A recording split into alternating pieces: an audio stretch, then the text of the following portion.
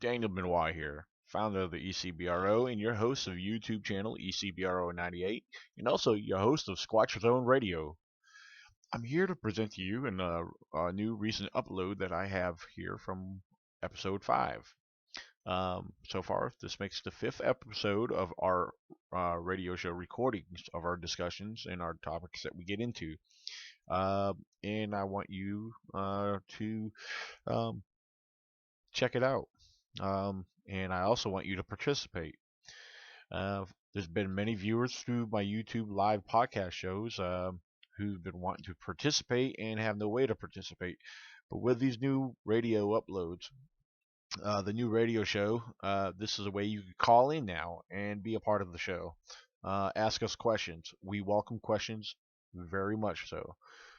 We're not experts, but uh, for those who do participate on the show, we do have experienced individuals, and we also do share our honest opinions. So if you want to be a part of the show, or if you want to be a guest on the show, please contact me one way or the other. ECBRO98 at gmail.com is my email. I do check that daily. And also, I'm on Facebook under Daniel Benoit. And also on Twitter. You could follow me on Twitter. That's Daniel Benoit, ECBRO98. And I look forward to your attendance and your followings and any advice that you have. I'm all open ears, and so is the rest of the panel. So I want you to enjoy this radio session here. This is episode 5. Thank you. Let me see something here. All right. Well, Steve, until we get Michael cooking here, I just want to start off. I wanted to talk about something, and the way I wanted to present this show. We're actually going to talk about the reality of the Bigfoot world. But the first question here, and this could go to anybody. What do I'll put it like this. I say, what do we really know about Bigfoot research? I mean, or Bigfoot in general. The truth is, I don't know. Do we really know anything about Bigfoot? I mean, as much as we, speak about, there's a lot of it I think is just speculation. Now, even observing things, I don't know if you can consider that as knowledge, or maybe that's self-knowledge, or one's hearsay. But in your opinion, what is what do you know about Bigfoot or Bigfoot research, as far as in general? What do I think about it, or what do I know about it? Well, yeah, you could talk about what you think about Bigfoot research, and in general. I think it's just like everybody's ass. I think everybody's got one. Some people's ideas stink, and some people's don't. Nobody can be wrong. That's the thing right now. Nobody can be wrong, only because it's nobody. There's nobody to prove it. Without this body, or without somebody going into the forest and living with them for a substantial period of time, and videoing them and documenting and actually seeing them do things and documenting what they do to know what it is that they're doing, to know what it means. What do we know? We know they leave tracks. Right. I don't. It is what it is.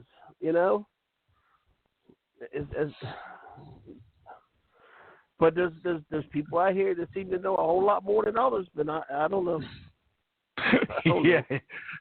You're right. It's well, it's funny because we got people among us, and they keep talking about there's no experts. There's no experts when it comes to Bigfoot, but what they want to correct you, especially if what you're presenting is based off of reality, something that's logical and something that's related to the known science or known, in general. But they want to say you're wrong. But yeah, they want to turn around and make statements about Bigfoot directly and say, no, this is what they do. Well, isn't that kind of being contradictory? If you want to hold thoughts on that for a second, let me get Michael in here. Cool. Hey, Michael, you're now live, man. What's up? Hey, guys. How's it going? Not bad. Hello not much, again. Not much. Bring me up to date. I was on the phone with my son there. Oh, not a problem. That's not a problem at all. That's cool, man. It's nothing like having kids, bro. It's important. Yeah. Yeah, I had to get the night buddies over with and the love yous, you know. We start school tomorrow, big second grader, so. Oh, hey, yeah, brother, my daughter. My son. I'm sorry, go ahead, sorry. Oh, no, I was just saying my daughter. My son's 18, and I took him to get his driver's license today. I'm fucking sweating bullets. Oh, my. Wow. Man. Yeah, my daughter, she just started the 10th grade today. So. Golly. Yeah. Yeah, she's 15 and in the 10th grade. So. But, man. Oh, damn, are we allowed to cuss on this radio station? I'm sorry, man. Are we allowed to swear on here? I better know what. Oh, no, as far as I know, this is public stuff, man. It's all out. It's nothing to hold back here. I mean, it's. Oh, I can cuss on here? As far as I know, we can. I haven't seen nothing otherwise. Oh, okay, so certain people are listening, like Alabama preachers. I can say "fuck you" and all that to them and all that. Yes, because I'm sure this will get back to them like everything else did. Good. That'll give them really something to talk about. That'll give them something really good. They want to talk about me. That'll give them something good to talk about tonight. Oh, my, yeah. The thing about me, nobody can really talk about me and my inner circle because all the stuff that we find is credible. And you know, we have the ass to back it up with, and you know, you don't send pictures of trees and say there's a Bigfoot there when nobody else sees it but you. Yeah. So you also don't just show a video on Facebook of a squirrel bouncing around in leaves and say, "Oh, that's a Bigfoot." You know, well, if that's a Bigfoot, and oh no, it cloaked. I'm sorry, it cloaked. It's a skinwalker. It turned itself into a squirrel at the last minute. Right. It's a shapeshifter. Yeah. Damn. Yeah. Man, I better be careful next year. I shoot a squirrel and I put it on the grill and it turns into a squatch. That might be a big eating squirrel. Oh my.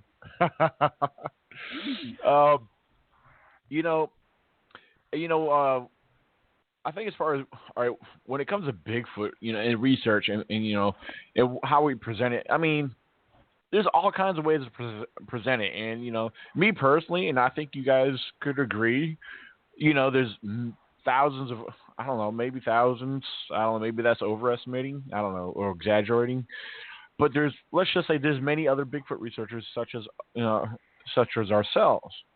And, everybody has their own approach on how they conduct it. And then you have those who want to, share it, and some of us, like me, I mean, I know I like to teach what I know.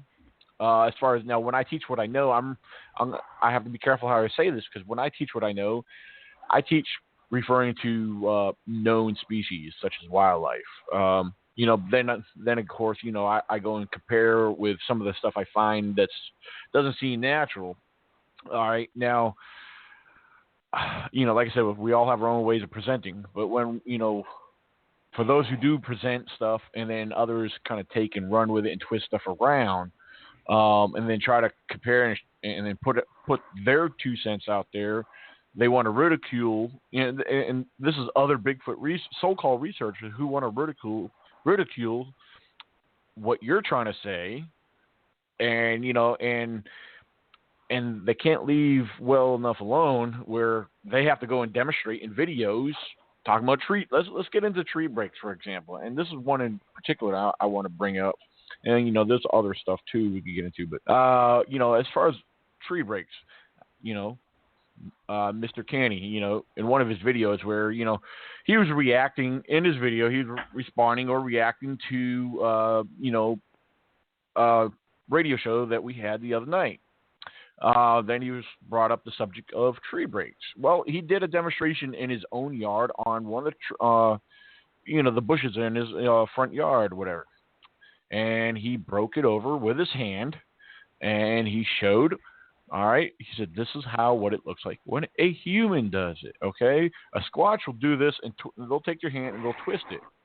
All right. So that's according to him, a Squatch break is always got a twist to it. All right. But he showed what a human hand does when they break it. All right. Now, with that being said, I can recall in his incident where, all right, Mr. Kenny and my father had gone out hunting. All right. Fred dropped off my father in one location. Fred went off to another location. In the location where my father's dropped off, and my father told me this story. My father said, well, I was walking in, sometimes when you got a path or a trail, and I see this, it's very common. A lot of hikers or hunters do this. As they walk it through, they'll sometimes randomly grab a tree limb, kind of break it as they walk by. And my father did this. Now later that day, when when they met back up, when they were walking back out of the area, Mr. Kenny happened to point at that same one that was right there on the trail that was obvious. Told my father, see that? Squatch did that. Now my father couldn't, he couldn't be quiet about it. Fred, he had to correct him. He said, no, Fred, I did that when I was walking in. So my point is this more contradictory or what's going on in this situation here? I mean, he just demonstrated what it looks like when a human does it, but why is he unable to identify when another human does it? So something doesn't add up right there, in my book. There's a lot in nature with wildlife. There's a lot that they're familiar with. He even stated that bears do not break trees; they only bend them. No, they do break trees. I'm sorry. You could ask anyone that's familiar with wildlife. You could ask a wildlife, biologist, anyone who studies out in the field to observe different wildlife.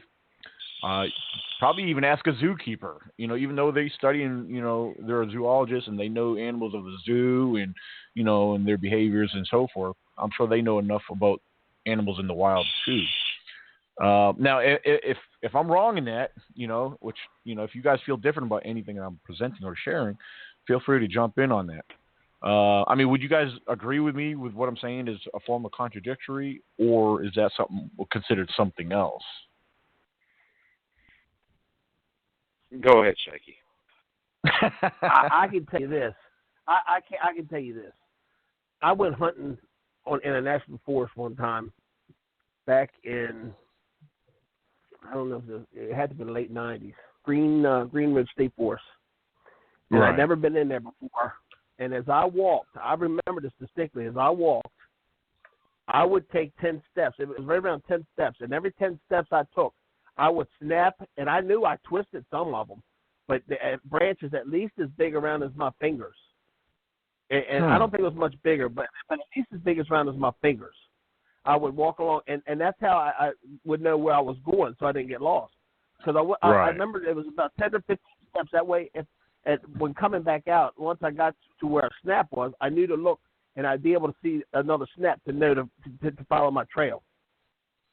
But I can remember I would twist them as I broke them because some of them you couldn't just snap. They were green, and you had to twist some of them to get them to break. Right. So, if the trees, if the tree's 3 or 4 inches big, yeah, bear, but if it's small, why can't a human do it? Especially in a state forest, hikers going off the trail just to go hiking or whatever to mark the trail. That way they don't get lost. They're marking a trail by doing it. Right. Well, that's what I was getting ready. I hate to cut in like this, but, if anybody has ever been actually lost in the woods, I have. Now, mind you, the only time that I've ever been lost in the woods has been while on a four-wheeler, and I took the wrong trail. But my cousin was with me, and we were lost for 12 hours and could not find the right trail to get back on.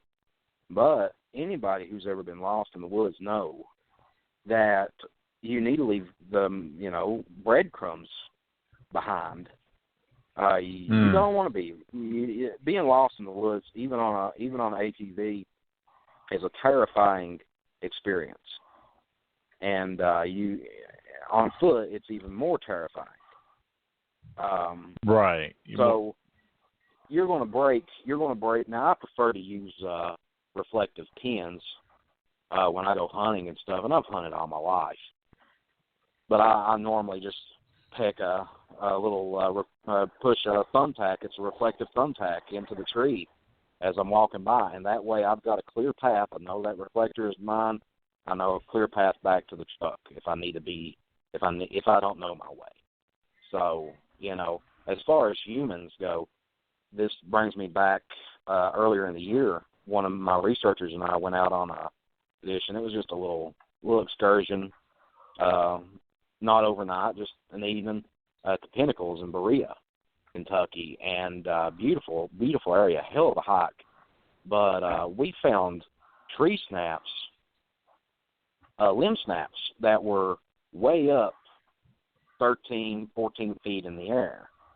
And, I'm a logical kind of person. I'm like, well, we need to rule out another branch falling and breaking these. Right. There was no branches. There was no deadfall or anything around. And the trees that were broken up high were actually way too thick to bend over. And there was no reason why somebody would do that high anyway, especially on a well-traveled path like the hiking trail we were on.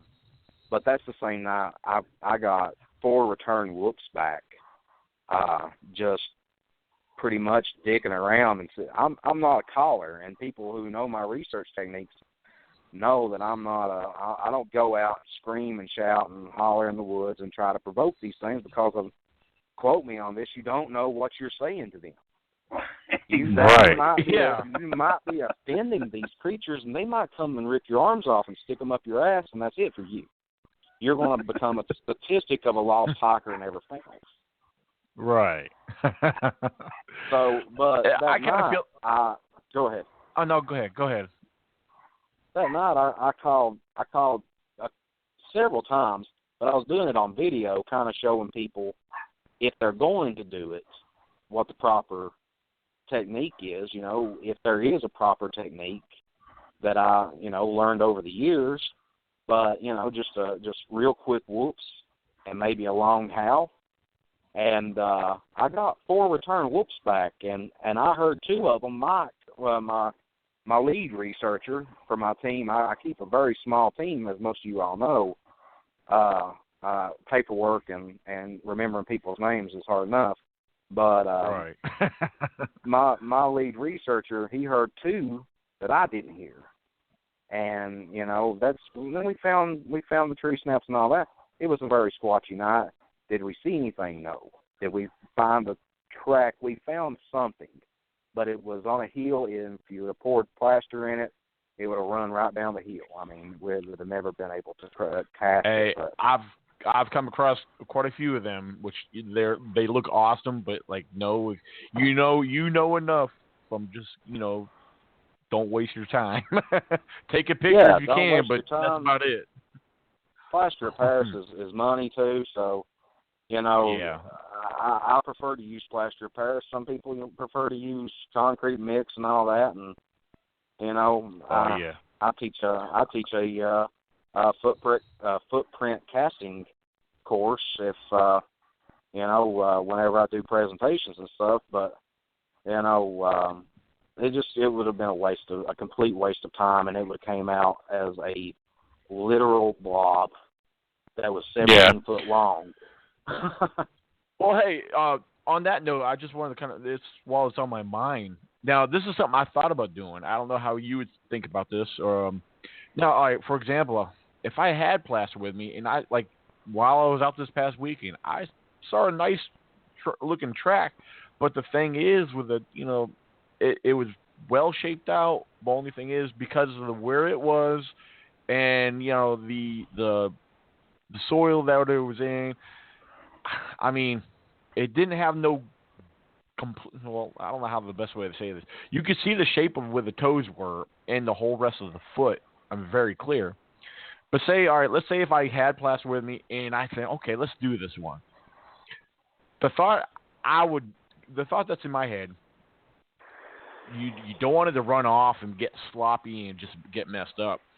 What if, like there's times during the different times of year, because depending on weather or temperature, if it's too hot or too cold, we know if it's too cold, that's going to set up real quick. So the other thing I thought about in this situation, the temperatures were, maybe in the mid to upper 70s, low 80s. And the thing is, it was on a slight hill. And my thing is, if we're going to take a chance on something like that, what about making the plaster, the consistency, maybe thick, like where you could more or less have to plop it out instead of more or less pour it out? Because in most cases, I try to make it to where you could almost pour it out, but, there's been times where I had to take my, wooden spoon and I use mix, and so, kind of like scrape some of it out. But I try to make it where you could pour it, but where it's not that loose, like almost like a pancake batter. And then, pretty much in that kind of consistency, sometimes a slight hair thicker than that. But I don't know. What do you think about that, Michael? As far as making it a little thicker to where you have to, plop it out. You think that might have a chance of setting up in that kind of situation? Well, I do and I don't. I mean, you gotta know though. I've worked on my techniques for years. I mean, I bought play sand and stuff like this and casted my own footprint hundreds of times. And, right. To get the right mixture, and friends of mine, I mean, everybody differs, really. Some people prefer it as runny as you can possibly get. Some people prefer it thick. I've learned with the thicker cast, you're going to get the shape. You are going to get the shape. However, you're not going to get the detail, because what it does, it's like the concrete mixture. And I hate to call out a certain group, and I hope they are listening, but the BFRO, and I've got friends with the BFRO. I do, and I don't have anything against those guys. Some of their techniques are a little skewed, and, their leader is, whatever, but this ain't a throwing stones kind of deal, but, they preach against, they preach towards agrocrete and concrete, quickcrete, stuff like this. The problem is, the heavier the mixture is, it's going to mash out all the details. And, if you're like me, you're hoping for that one footprint one day that you will be able to send off to somebody like Meldrum or Cliff Barrickman, who I revere as one of the best footprint experts out there. You want that. So as far as casting on a hill, we discussed this in one of our research meetings one time, because we have little meetings every now and then, and we throw ideas out at each other and for new techniques and everything. And one of my researchers even said, how about packing a kit, like a couple of pieces, 4 pieces of wood, and making a frame around the footprint. Even if it's on a hill, you want to be able to take a rubber mallet, peck it down in the ground around it, and then pour the whole thing full of mixture. That way, you've got, you're not going to have a footprint like the exact cast of a footprint like most of us have. Yeah, you're going to have one large square. Yeah, but you're going to have a brick with a footprint in it. You're still going to get the footprint. Right. And you're still going to, and it's actually easier to measure and do dimensions and everything like that if you've got something like that. You can see how far down this thing dug whenever it was, how heavy it was and everything else. The footprints, they're, you all are talking to a guy I've casted, I've investigated 42 footprints in the last 16 years, but I've only been able to cast 12 of them. Out of those 12, I broke one not long after it set up, and it was ruined. So say 11, out of those 11, maybe 4 of them are nice. The rest of them are footprints, but they don't have detail in them. I'm very selective on what I pour now. I really am. Once I realize that this is money being poured out on the ground, I'm very selective. If I find a straight path, I'll take pictures. Now, if I find a very large line of footprints, I'll take pictures all day long. I will look at each and every one of them before I pour a cast, and I don't want to be. A blob squatch is a blob squatch, whether it's a picture or a footprint that's a big blob of plaster. It's still a blob squatch. Hey, Michael, let me ask you a question, bro. Okay. What do you think about in a bind using spray foam? What is it now? You know that foam that expands, that spray foam into the can?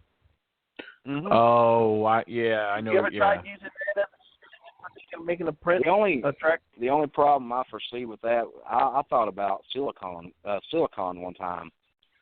The only thing I foresee that would pose a problem would be when it gets out there, it's going to pick up every little piece of dirt and everything else. I'm a plaster of Paris kind of guy. I really am. I'll stick with that until I die, or I just quit doing it altogether. But I talked to my buddy Cliff Barrickman off of Finding Bigfoot back at the Ohio conference this past year, and we were talking about replicating the casts.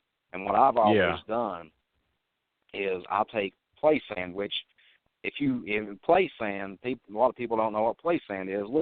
Play sand is the sand that you literally buy. It says play sand right on the bag. You buy it at Walmart, Lowe's, wherever. And it's not sand. I mean, there's like 15% sand. The rest of it is like this plastic composite material that replicates sand, but it holds its shape really well. So what I've always done to replicate a cast is I've taken the cast, let it set up, and it has to be completely hardened. Then I'll pour out the play sand, and I'll mash the cast down into the play sand, leave it there for a minute, pull it back out, and then I'll recast it with plaster of Paris. But what Cliff was telling me is if you take saran wrap and wrap your cast with this saran wrap, and then lay it down, top first, where the print is actually sticking straight up in the air. And then you take silicone, just plumber's caulking, mainly, and just pour all over it, all over the saran wrap. Spray it with cooking oil or something like that so it comes back off easy. What you're going to have after it sets up is a complete cast, silicone cast that you cannot break. The only way you can destroy it is either burn it or cut it. So it really is a great idea. I have not done it yet, but like I said, it's exactly the way he presented it to me. Then you put your good cast into a safe, and everybody look at your remake cast. And if they drop it, oh well, they ain't hurt nothing. There you go. That's the thing. That's one reason why when I do speaking engagements, stuff like this at conferences and stuff, I don't take a whole lot of casts with me. I take a couple of my really good ones, and and I put a sign up that says "Do not touch," because adults will pick stuff up and they'll drop it. I mean, So that idea about the play stand and everything, that sounds pretty interesting, because I've actually have one particular individual. He keeps checking back in with me. He was asking, because I showed him a picture of the collection of tracks I've gotten over the years, and they're not like what you would see. They're not as good as what I guess what they would show in what Jeff Meldrum has or something. But there was a few that he was actually very impressed about, and he wanted to know if I was able to duplicate them. I said, well, I don't know how to do that, but hey, I might try what you presented, the play sand, because when I first started to go get plaster, Walmart was one of the first places I started going to go in the craft section to get their plaster of Paris. So yeah, I know. Yeah, it should be somewhere around there then. Oh yeah. The play stand is right there in the lawn and garden out there where lawn and garden is actually. They sell them turtle sand boxes and they sell the play stand with it. Yep. And you'll when you pour it, you'll have to let it set up. And a lot of people are afraid to wash off their casts and stuff. After plaster of Paris sets up, give it a month or so. Don't do it the next day, but give it a month or so. You can take it outside and spray it off with a garden hose. Just be very careful with it, and don't sit there and saturate it. But you can spray it off, and it shines up. They shine up really nice. Yeah, and, I got a few casts. I still have. I clean them up to a certain extent, even after I get most of the mud off. And a lot of times, after they set up, I'll take them to in my area. I'll go to the nearest creek or stream, and I'll carefully lay it down in the shallow stream, and just by placing there, just from the flow and water will rinse a lot of it off. But I have to assist it a little bit by kind of massaging my hands through it, and but yeah, soft bristle brush. I mean, not like a real stiff brush like a wire brush, but a real soft bristle brush you can buy at the automotive section you wash your car with. Just a real soft bristle. You can take it and kind of scrub lightly with it, and it'll bring all the mud and stuff off of it. It's once you get the mud off, that's when you really start seeing details, toe prints and everything else. It's really and truly the best way to cast, and I would be willing to stand by that with plaster of Paris, and any other thing is just. I mean, there's probably other plasters out there, but I've done it for years, and that's the way I want to do it. I'm setting my ways. I'm old. I'm setting my ways. Well, if it ain't broke, don't fix it. Oh yeah. There you go. Absolutely. Anyway, anything on the chat or anything, or? Let me check because I was getting some information from a certain individual who was telling me that the other individual that we were speaking about earlier. Somebody just messaged me and said, "Yeah, he's on the coalition group's list of idiots." Yeah, he's on the list of idiots. So I just thought I'd share that with you. So I mean, hey, but it's simple, guys. I mean, because while you're talking, he's going to message me. You gotta laugh. I mean, and I think you all will agree with what I'm getting ready to say. You have to laugh at yourself a little bit because there's days I'll be in the woods by myself and I'll just sit down and I'll start laughing and I'll say, you know what, everybody that I know and love that are my immediates think I am batshit crazy. And I get a kick out of it. And I do. My own mother told me the other night on the phone, she said, you need to back off from the Bigfoot world for a little while. And I'm like, Mom, I've done this for years.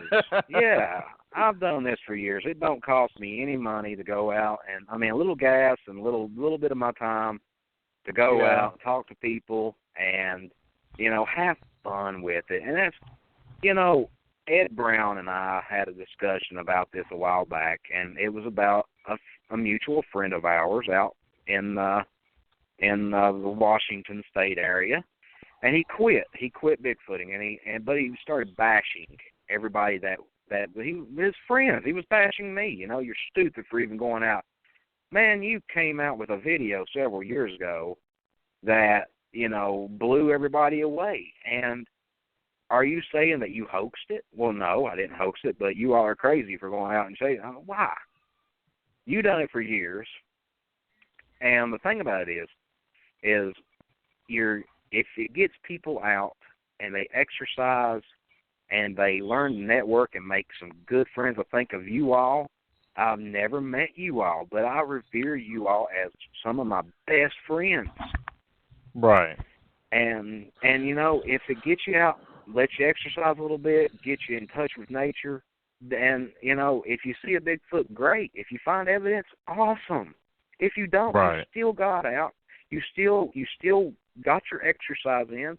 You breathe some fresh mountain air, and, you know, it was a good, all in all. Some people will go out, and they'll hike and hike and hike, and they'll say, oh, you know, it was a bad trip. I never got to see anything. Well, what do you mean? Well, I've seen a deer.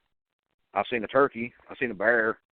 Well, that's great. A lot of people don't get to see stuff like that. Right, exactly. Unless you see it across the road while driving or something. Yeah, but if you're within feet away from a deer, a lot of people, and it's sad to say, and I think this is crazy myself, but it's true, people have never been that close to a deer or a squirrel or anything like that. You know, I see a waterfall. It was beautiful, but I didn't see a Bigfoot. So what? You've seen that beautiful waterfall that maybe nobody else in the world has ever seen with their eyes. You get to get out and see all this gorgeous land that God created, you know. And then, you know, we're all crazy, though. Like I said, though. I sat down and I'm like, what am I doing? You know, even if I drugged, if I found a dead Bigfoot, I would, unless I was attacked, I would never kill one. But if I found a dead Bigfoot, I would saw its head off. I would take it to the steps of Washington, D.C., and I would say, here it is. Here is definitive proof of Bigfoot. And I guarantee you, by the end of the day, I'd be called a liar, and it was fabricated. It was a hoax. Sure. And half of my so-called quote unquote friends out in the Bigfoot world would back that up and say, yeah, you know, he hoaxed it, and the thing's still bleeding. The thing is, though, I mean, that's what it's going to have to be for definitive proof. And as far as calling one researcher, and I'm not bashing you all, I'm not bashing Fred, I'm not bashing anybody out there. I'm saying this is Michael Cook, Kentucky Sasquatch team. This is my statement.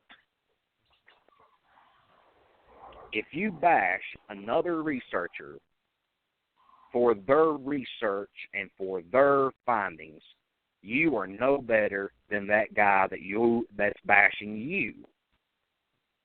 And like I said, I don't come out with crazy ass videos. I state stuff. I tell people about what's going on.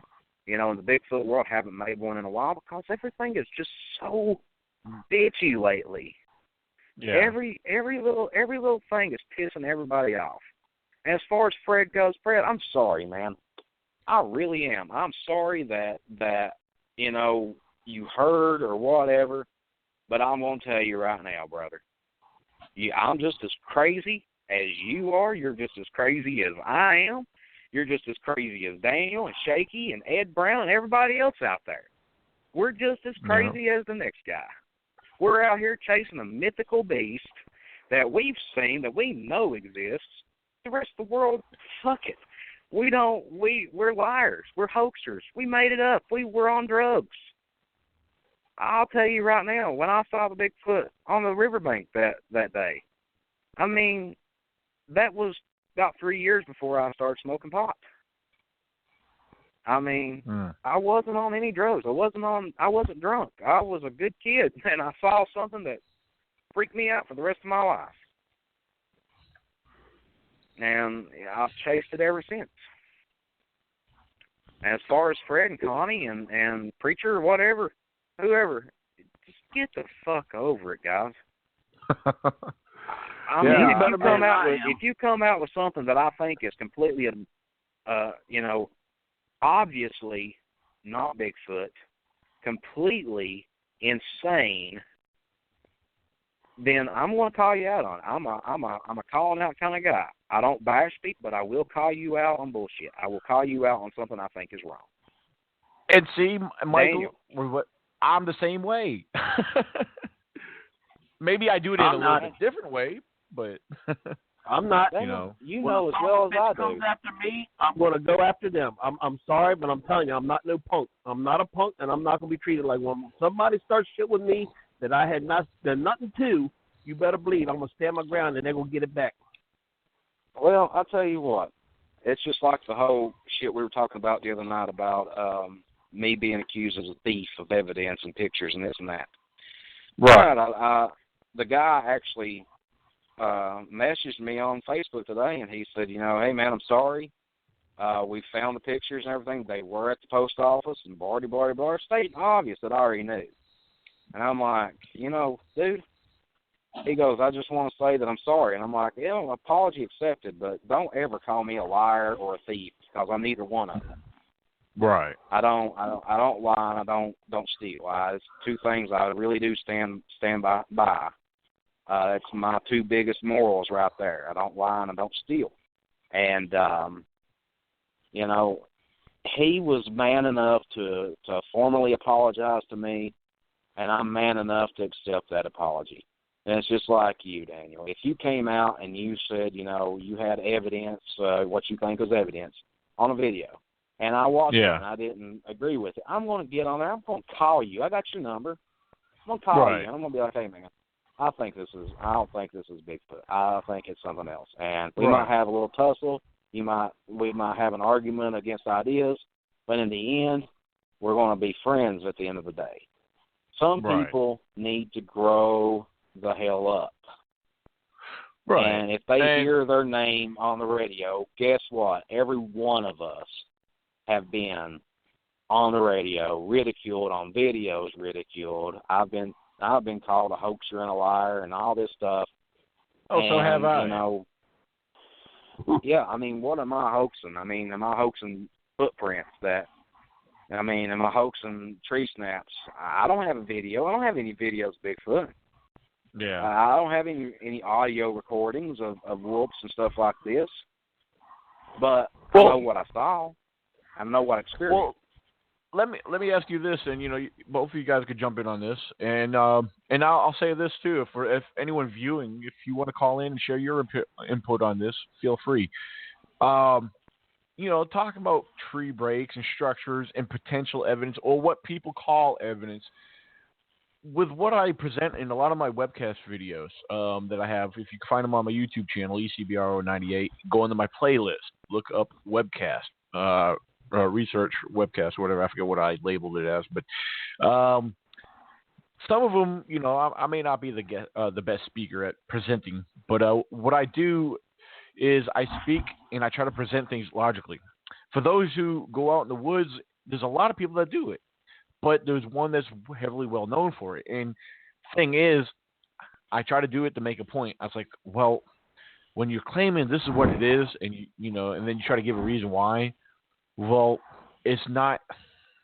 All right, I have to, this is where my problem is. I try to be blunt, but most of the time I'm not blunt when I should be. Truth is, it's not. It's not what they're saying it is, and there's logical reasons why. Now, the thing is, at the same time, there's possibilities of what it is, and that's when speculation comes in. And I try to break that down to people who don't understand, what definitions are. Speculation is always the possibility of what something could be. And the thing is, people are turning speculation into facts when you can't say that's what it is unless you have that solid proof. And people are coming back and saying, well, hey, you're the best teacher. I'm learning a lot from you. Well, if you're going to teach people, if people learn from you, you got to do it right. You're misleading people. And then, on the other hand, you know what? The other thing I find wrong, this kind of sets apart from what I just said, but when you're telling people stories about when you were just out and you're you've been out in the field and you found this and this is what happened to me today, but when you're being told on by your other half saying, well, they never left the house. They were, how can you make up a story and then you never left the house to have that story? There's people out there that's doing that. And, I think you guys might know who I'm talking about because I showed you the photo evidence of that. But, there's people out there who have no idea that, they're being lied to and misled. And I can't help it, but that bothers me, knowing that these people are being deceived, but they're also the people that are being deceived are also the ones that are receiving false information about, these individuals are not understanding what's being said around them, but they're taking it and they're twisting it and they're poisoning the minds of these others who have already been misled in the first place. And the thing is, it corrupts more and more. It's like a disease. It's slowly starting to spread. And then those other individuals kind of frown upon you and look at you like you're the dirtbag of the community. And, when they have no clue that they're being lied to or misled, whatever. Maybe misled is more proper. So, I don't know. There's a lot of deception that's going on. And through my presentations, I try to point that out in a different way, I try to be, I try to present stuff as I'm actually trying to teach something real, that's why I talk about speculation a lot, people turning speculation and, using, making facts out of speculation, which that's a big error right there. You can't do that. So, I don't know if that made any sense. Well, it's just like, and I really, you don't know how much this pains me to actually agree with this individual, but Matt Moneymaker, whatever, but I read a blog post by him one time, and I have to agree with this, and it was talking about the more popularity of the five-finger running shoes they're selling out now, and they've been out for several years, but they're the glove shoes, you have little nice little. I think they're creepy myself. Yeah. Oh, I've seen tracks of them before. Yeah. Yeah, and I've had several, not one, not two, but several people call me and say, "Man, I found a trackway on this hiking trail and this and that." And, I get out there, and it's these running shoes. And I could see, hell, half of them had the imprint of a five-finger logo still in the mud. Great, but whatever. You stepped hard to do that, but, yeah. Misidentification. Mm-hmm. Yeah. And what you teach, you got to realize, guys, we're all in the same age group here. We've all been doing this pretty much about the same amount of time. Okay, we're not the 50 and 60 year veterans in the Bigfoot world, but most of them are dead or dying now, and we are what the Bigfoot world is today. Our age group is what's here today, but you got younger individuals that are watching these YouTube videos, they're watching these Facebook videos, they're following all these groups and everything. You type in Bigfoot in Facebook search engine, there's going to be 5 billion Bigfoot groups pop up, and you get somebody that's very, very, very interested in it. They want to be a Bigfoot researcher. Maybe they've never seen one. Maybe they've had an encounter with one and just want to learn more. Maybe they're looking for a group to join. Maybe they're looking for a team to join. They're looking for somebody to take them under their wings and to teach them what we do. And what we do and how we go about it is a direct reflection on our future of Bigfoot researchers. Now, if you teach somebody to go out and find a limb that's been broken, obviously by a hunter or a hiker, then, and you teach them that, that's a Bigfoot, then they're going to be just like the people that we preach against that go out, no matter what it is, go out and find evidence of a Bigfoot.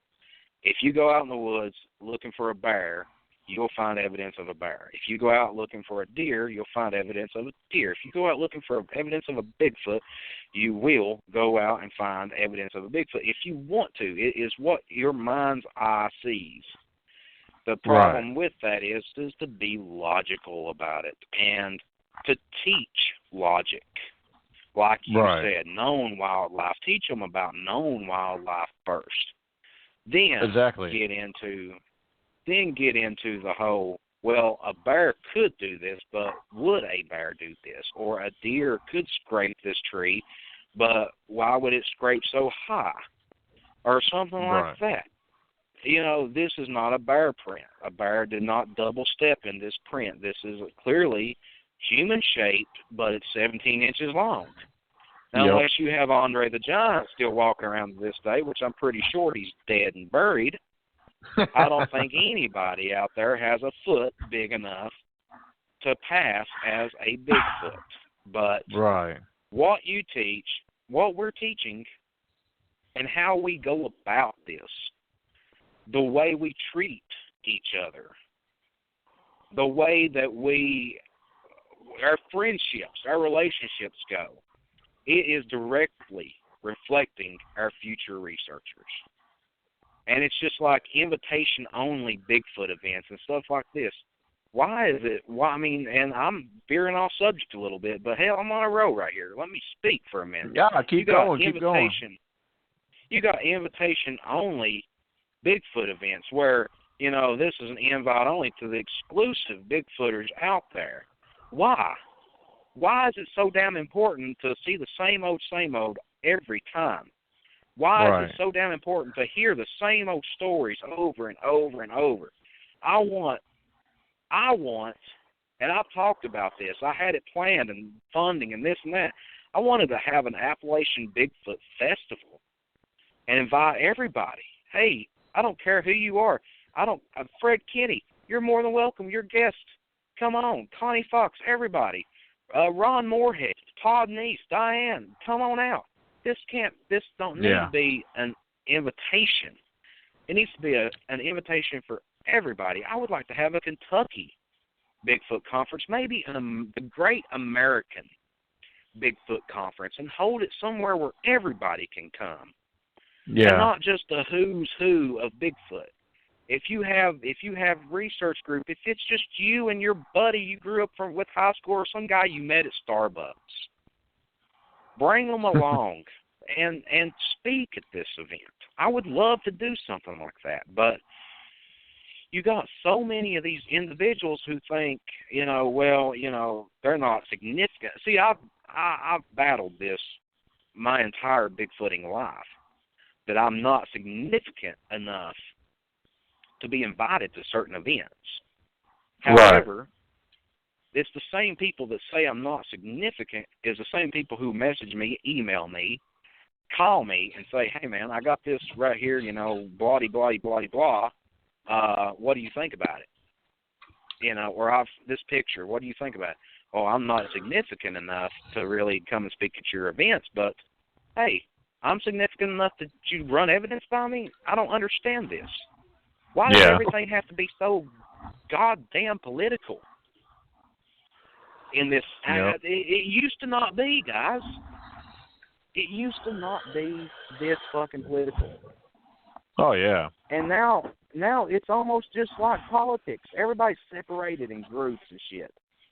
Just be a Bigfoot researcher. That's like the Kentucky Sasquatch team. We don't give a fuck who you are, what you are. You know, if you're credible, hey, come along with us on expedition. Go out on our excursions with us. You know. I mean, Charlie Raymond. You know, he's one of the Kentucky. He's the founder of the Kentucky Bigfoot Research Organization. In any other setting, me and Charlie should be mortal enemies. The way this world, the Bigfoot community is. We should be mortal enemies. I should be posting about Charlie. Charlie's wrong. Charlie come out with this and blah, blah, blah. Charlie should be coming out with videos saying, you know, Michael Cook's wrong. The Kentucky Sasquatch team ain't nothing but a bunch of bullshitters, you know, and this and that. But, however, you get messages between me and Charlie that says, or Charlie and I'm sorry, that says, hey, buddy, how's it going? You ain't got anything new? Yeah, I got something out of your area you probably need to take a look at. Here's the number. We collaborate. Yeah, and, I mean, well, that's the way it was with me and Fred. You know, hey, like I'll tell, hey Fred, I was in your area today. Yeah, look, this is what I found. this is what I think I might have seen something. I'll show him my videos. I said, Fred, check this out. What do you think? I told him exact locations where I was, and there's times he wasn't always able to get up there, or when I went out, because his area is real close to me, but where I normally go is almost an hour away. But a lot of times I was always in his area, but if I came across something, I would share stuff with him, and then he'll throw his input on it, and stuff like that. I've camped up there several times with just either me or me and my daughter. There's been a few times me and my daughter camped up there, and one in particular, we've had some activity right there at the camp, and I called him on the phone while he was at home. I said, Fred, I'm hearing something. And then, it sounds like somebody's running behind the woods right here at camp. And, he'll say, oh, it sounds like those juveniles. And then my daughter actually claimed to actually see an eye shine over there. So, which was pretty interesting. Night. After our little radio thing there Friday night, I was sitting there finishing my beer and my cigarette, and my dog, he was on point, and he was looking at something up in the woods. And I said, well, this is going to be, I'm going to throw him up on video and show people him freaking out over something. Yeah, that's how he is. Yeah. So as I walked out into the darkness where the lights were a little dimmer, man, I don't know if anybody heard it. I said, turn your volume all the way up. And, I couldn't hear it on my phone. And I haven't pulled it up on my computer yet, but I don't know if anybody heard it. But there was a distinct guttural growl, almost like a really deep purr coming out of the woods. And, man, Roscoe was freaked plumb out. He didn't like it. He didn't want anything to do with it. And I've watched him with coyotes. I've watched him with cats and everything else, big cats, not house cats, but big cats. He'll run. He'll run from them things. He's smart. But this was something he did not want anywhere around. And the only time he does that is if somebody, a person, or something like a person is around that he don't like. Yeah. Now, I didn't smell anything, I didn't see anything, but I heard that distinct guttural growl, and I kept on saying, Roscoe, at first on the video you heard me saying, get it, Roscoe, get it. Yeah, I heard that. After I heard this growl, I was like, Roscoe, you probably need to come back. Get back here, boy. Let's not fool with whatever that is. Yeah. And because I had a feeling.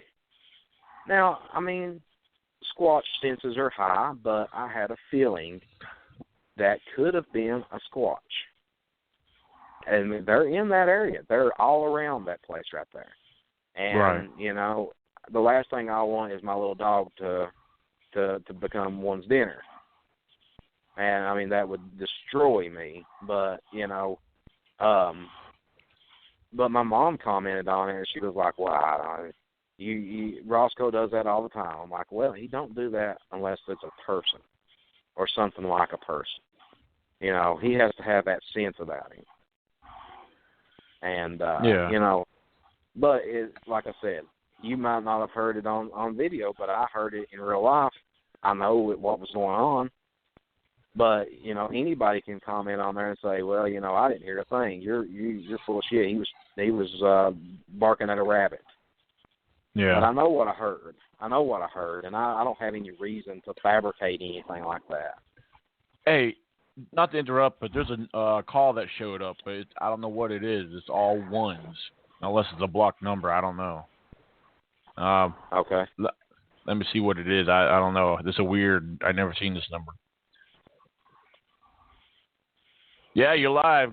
Caller, go ahead. What's up? Who's this? My name is Nathan. I'm calling out of St. Louis. Okay. You have a question for any of the guests on here? No, I just saw the posting on Facebook. I just called to listen in. Oh, okay, cool. Well, it's actually, you got 40 seconds left. We're about to go off air. If you want, feel free to check it out from the beginning. I'm sorry you kind of... he already left. Okay. Well, that was weird. All right. I'm sorry, I didn't mean to interrupt you. It's probably going to go on for another 15 minutes like it usually does. So, that was weird. I didn't recognize the number. So. Well, like I was saying, I mean, with everybody out there, I mean, kind of bundling everything, all this madness into one. You are who you teach. And that is the best way I can possibly describe that. You are who you teach. If your dog is acting weird that is not a normal thing, video it. Try to get some audio for it. If you find a tree structure or a tree break, take pictures of it. But be open to discrimination and grow some friggin' balls and thick skin. That's the best thing, because this what we do, you better have thick skin or you're just going to sit in the corner and cry. I mean, that's how it is. I mean, every one of us have been called the worst of the worst. And it's bad whenever your own family says, you're full of shit, you're crazy. Yeah. And we've all been there. Well, oh, yeah. I'm actually surprised, a good majority of my family, they're actually encouraging with it. I got my sister, Melanie. I got two older sisters. The youngest out of the two, Melanie, she's very interested. She's actually claimed to have, can't say she actually had really experience, but she shared a few things with me while, camping with, her son's, Cub Scout group, and, and then, her second oldest daughter, Ashley, she's always messaging me and asking me questions and,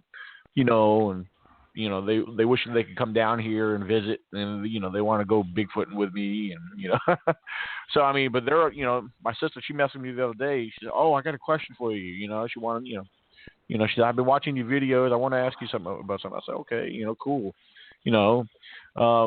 My dad asked me questions, Of course, if I've been out, he wants to know if I've heard anything. If I do, I always make sure he knows about it. He's probably like the first person I tell, so. I'm the same way. Because, I mean, Dad, he just had his knee replaced. He's actually moving around real good. He's actually planning on joining me in September, when I'm out there. So that's awesome. I'm glad he could be out. He's going to be able to camp. I haven't camped. Dad's never. Well, he has camped with me, but that's been many, many years ago when I was a kid, But he's actually going to be out there, and I hope we get to experience something with him being out there.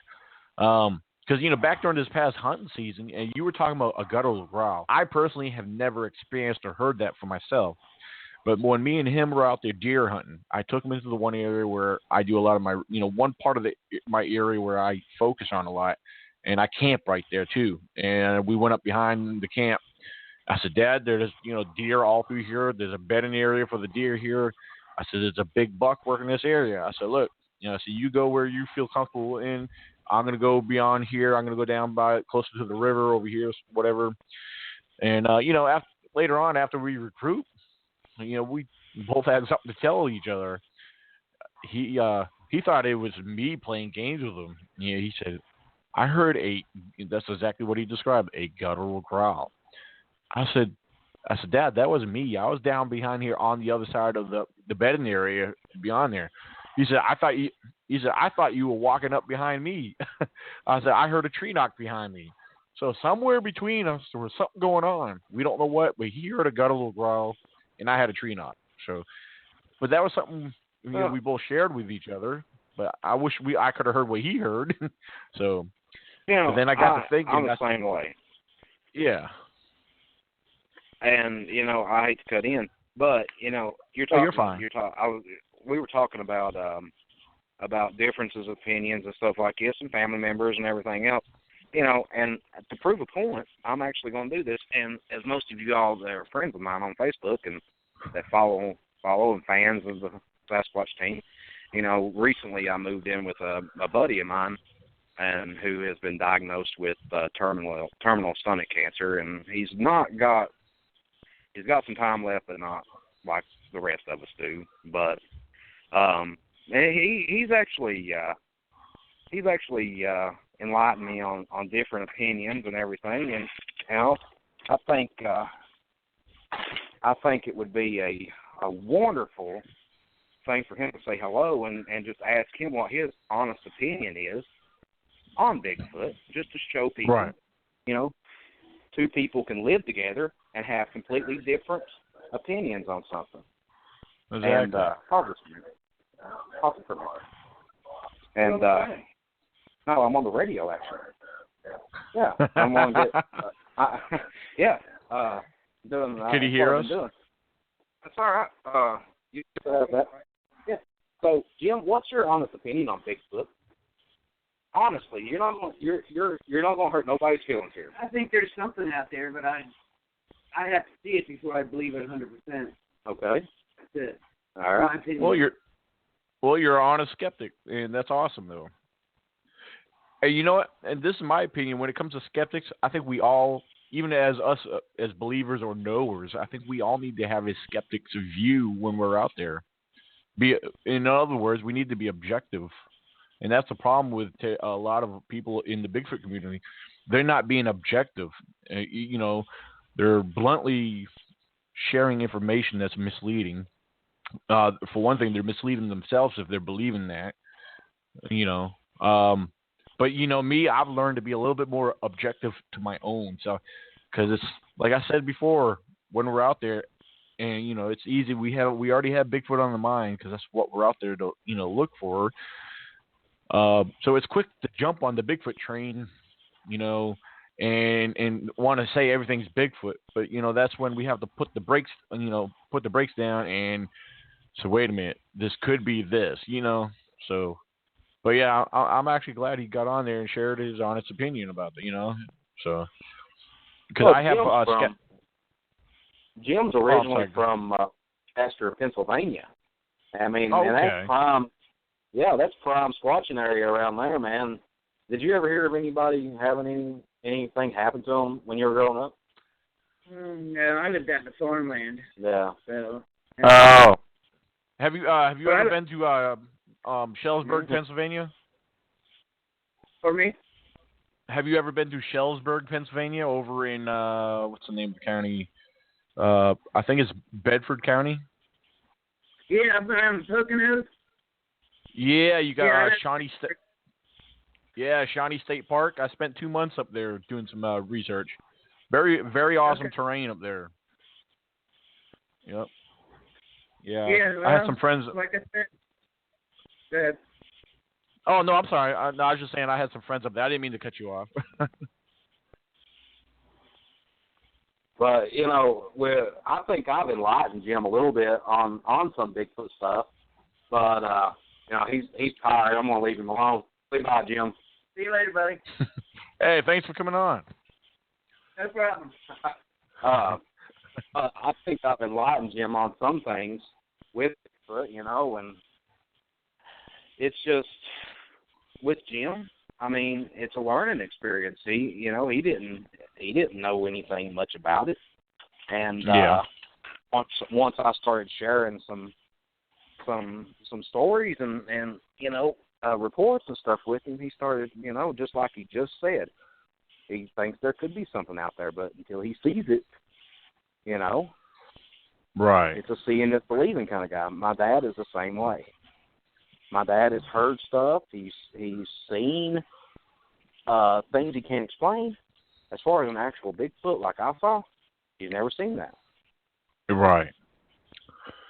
Yeah, I mean, I got a real great friend of mine. He's he's basically a wildlife researcher. I mean, he grew up in the woods. He spent many of his years, through the mountains here in Virginia, in the western parts of Virginia.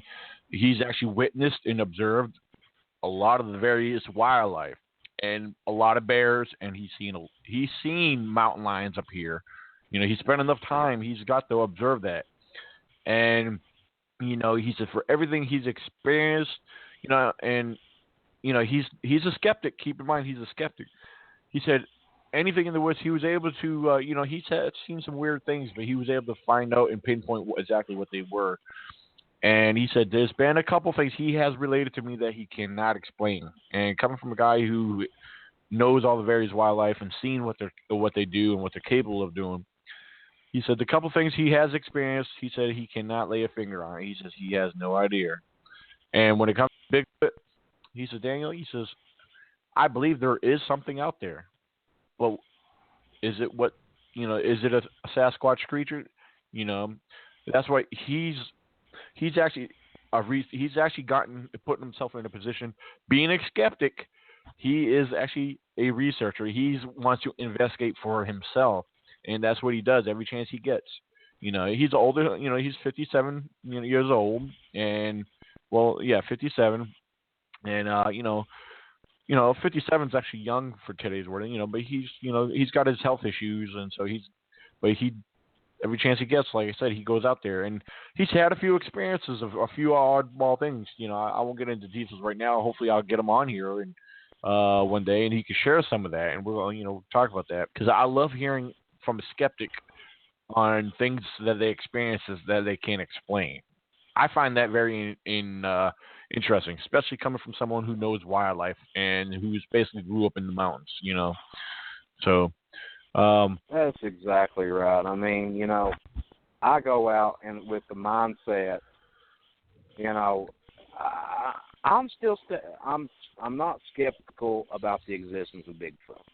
Right. I know they exist. I know exactly what I saw that day was not anything known that was a Bigfoot. I know it was, and and I've toyed with the idea of misidentification, but I could not come up with a logical excuse or an explanation as to why I would misidentify another animal for what I saw. So therefore, deductive reasoning, I came to the conclusion and accepted what I saw years ago. But when I go out in the woods and I go out on investigations and people file reports and stuff and I follow up with them, I always keep a semi-skeptical mind because there is misidentification. And, of course, you're going to get excited if you see a mar in the mud and another one, 6 foot in front of it. But also be, adapt to the idea that, this could have been a bear. This could have been a bunny rabbit hopping through the snow. Yeah. I've done a report a couple years ago, and it was footprints in the snow. A lady found these large tracks in the snow. When I looked at them at a distance, I was like, "Oh my God, this is a perfect trackway." When I walked up to it, though, I found little bitty bunny turds in one of them, and I'm like, "Yeah, this was a rabbit." I mean. Yeah. And I wasn't mad. I drove 2.5 hours to do it, but, I wasn't mad about it. Right. That's honest to God, a misidentification of something. But, keep a skeptical mind when you go out and, you find a tree break, look around. I see pictures all the time of people finding these massive tree structures, and right beside them, maybe bundles of logs where somebody has been logging. And I'm like, guys, this is clearly a logging job, an old logging job. Don't jump to Squatch every time. Right. Well, I'm going to tell you what. I don't know how much. Even though we've been off air, I don't know. It may disconnect us at some point. I want to be careful there. And there's so much I like to throw out there and start talking about more. But Shaky, I know you've been, sitting back and listening. Do you have anything you want to share or put out there? I got a message from Baltimore. From Baltimore? Yeah, the Native American Apache we had on a week ago. Oh, Baltimore. Yeah. He just sent me a message. Good job tonight.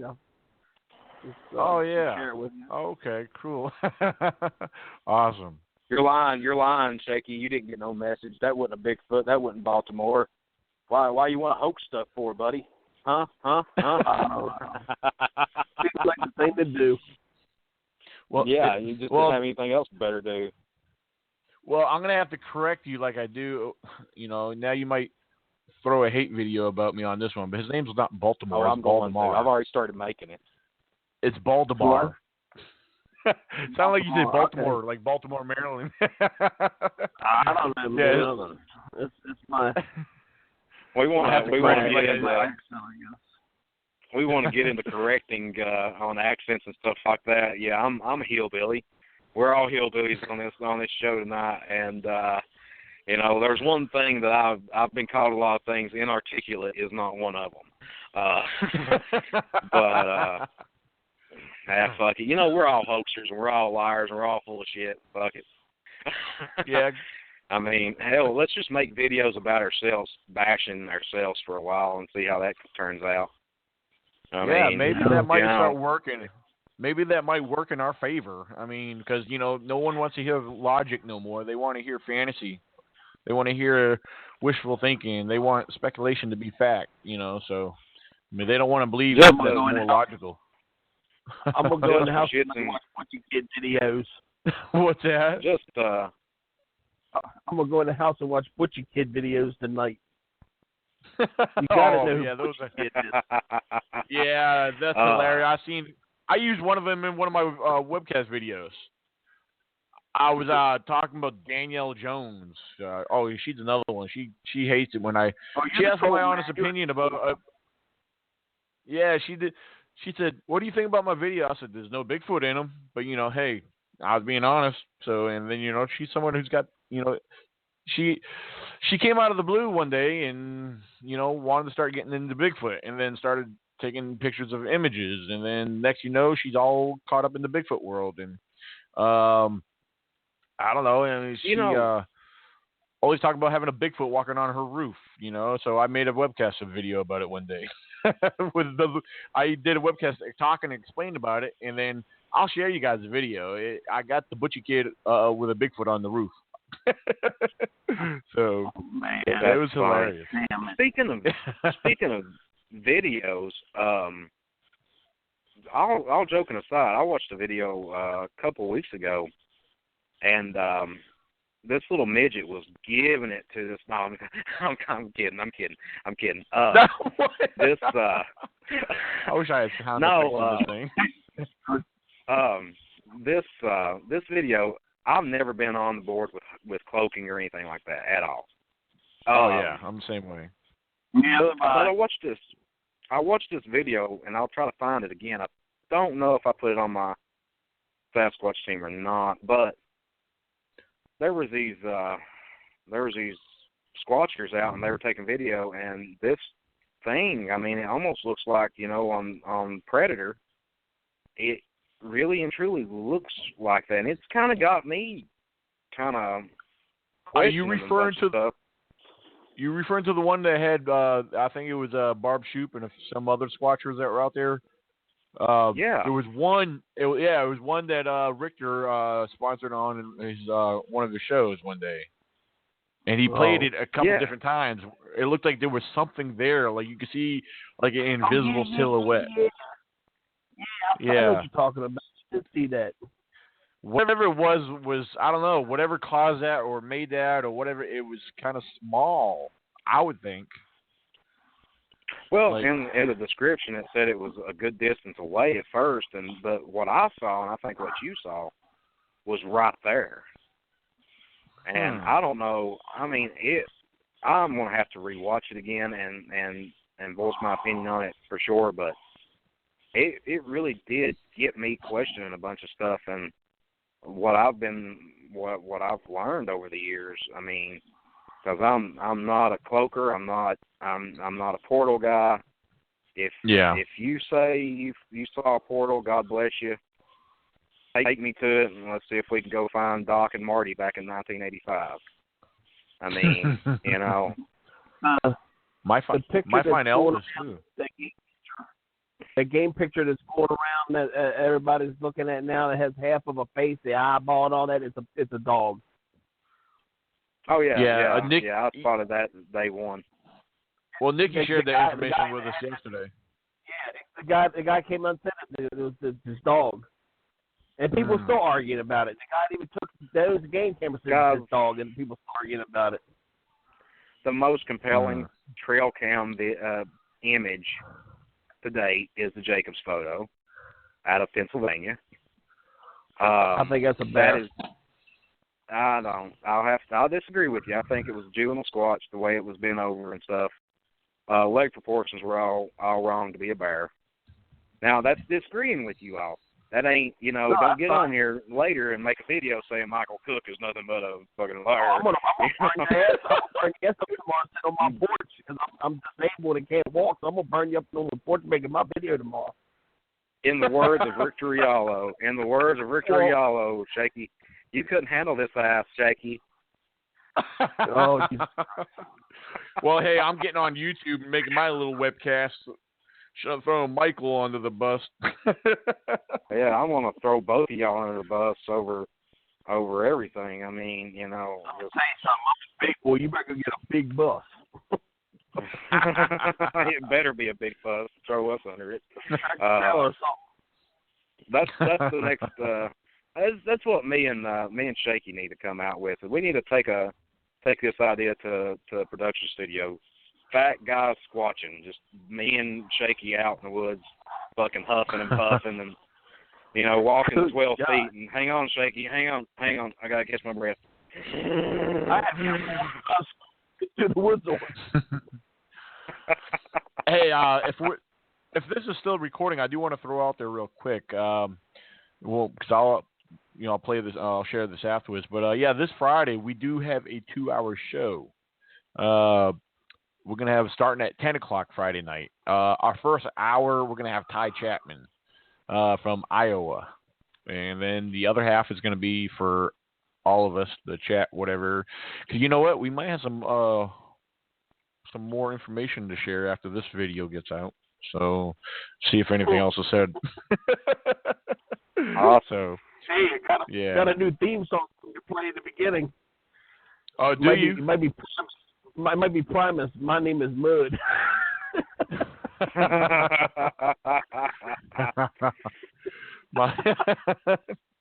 Oh my. Oh my God. So Friday really the 12th. Serious? I know. So Friday the 12th, 10 p.m. We're going to be a 2-hour show from 10 to 12. Like I said, first hour was Ty Chapman. And any viewers or future viewers, there is ECBRO Bigfoot t-shirts, and they're only for a limited time. There's less than 20 days left to order. It is for a fundraiser. Like I said, I have no control over the time. I set the limit to the max availability to sponsor the fundraiser. So right now I think there's up to 8 shirts ordered right now, a total of 8 sales. So that's pretty cool. So definitely need a minimum. There is a minimum for the fundraiser to actually work and go through. What size did it go up to? If I'm not mistaken, I'll have to double check, but I think it is a 4X. So it ain't big enough. Yeah. Not big enough? No, man. I wear sizes 6s. Oh, wow. I'm not a little fella. Yeah. Yeah, I went from a 4X to a 2X, so. Yeah. When I wear 450 pounds. Oh, wow. You're a big boy. Fat guy squatching. Think about it, Shaky. Hey, you know what? You need to squatching. You already got the adventures of Rick and Biff and Rick and Jeremy. I mean, so why not the adventures of Michael and Shaky? Get jiggy. There you go. Get jiggly with it. Yeah. Tune in this week to see which one has the heart attack and dies on live TV. Hey, you know what? You guys got to. All we need is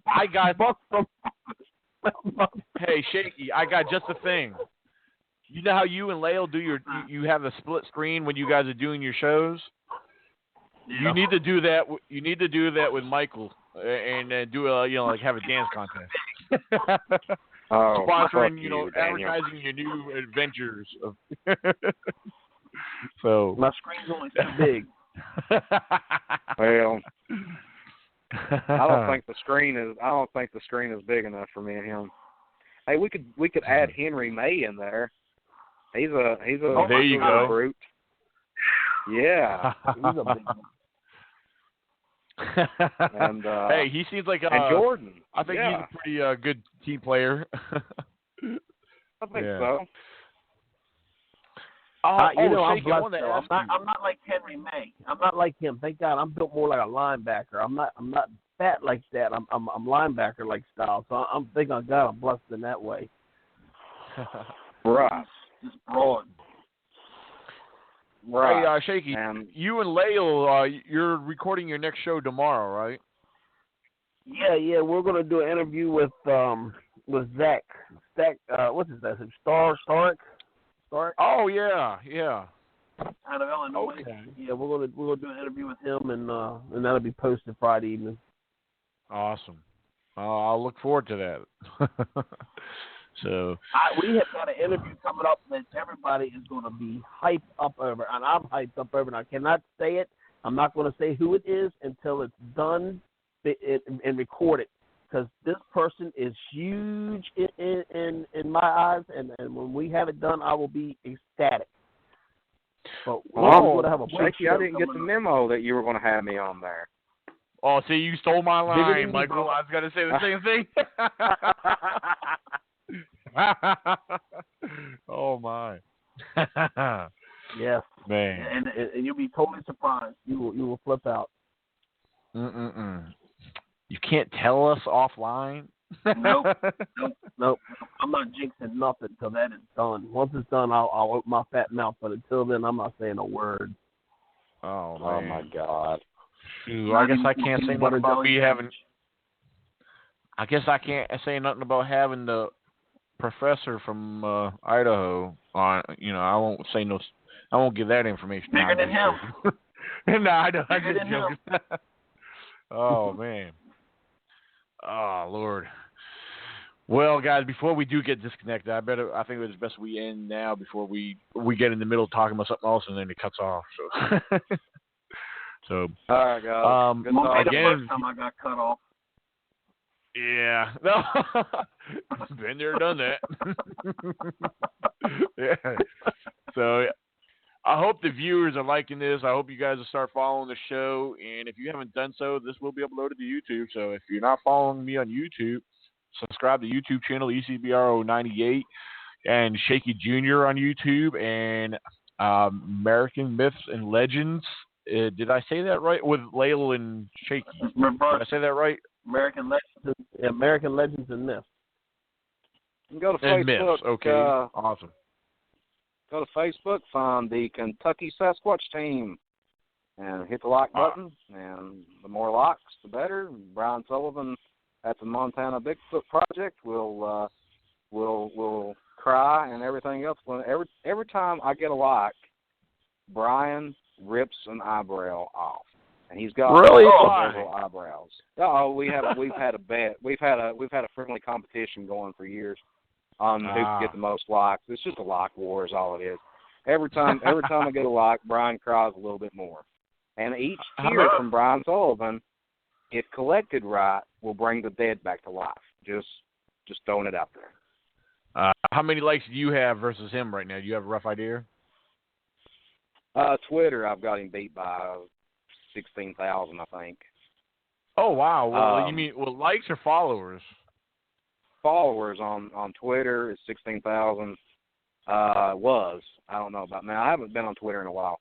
Facebook likes, he's got me. Which he does his a little different. It's join the group. He's got more group members than I do likes, but as far as the likes of the group, he don't have that many. So. Oh wow! We're still in lock. You must have been on Twitter for quite a long time. I only got like 349, 350, somewhere around there. As far as I ain't even on Twitter.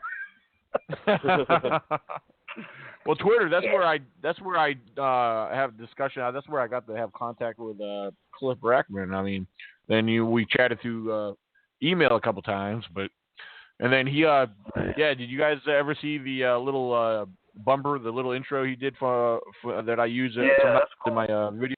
Yeah. So I appreciate him doing that. It's like him doing an introduction for the ECBRO webcast. So that's awesome. Oh hell, he done a live video with me at the Ohio conference. Come on. So, if he was going to join a team, it would be the Kentucky. Oh yeah. Hell yeah, I'll share it to you later. Well, that's awesome. All right.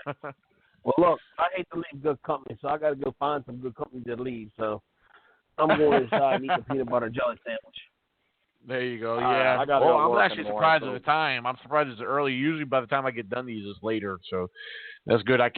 Maybe I get to bed a little early tonight. So. I hope you guys could join us later. Absolutely. I hope you guys could join us Friday, the 12th, 10 o'clock. Absolutely. Eastern Standard Time. All right. God bless everyone. See ya. All right.